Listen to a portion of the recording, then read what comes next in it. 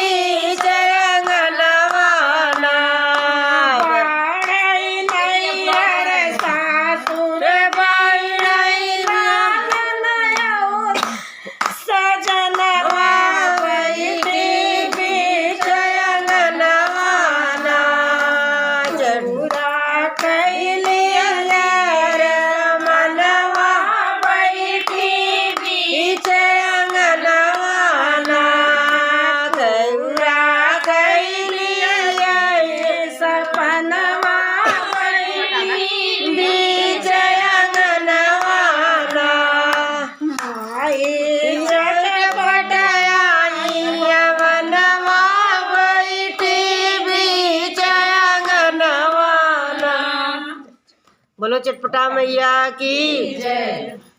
बोलो गौरी गणेश की जय।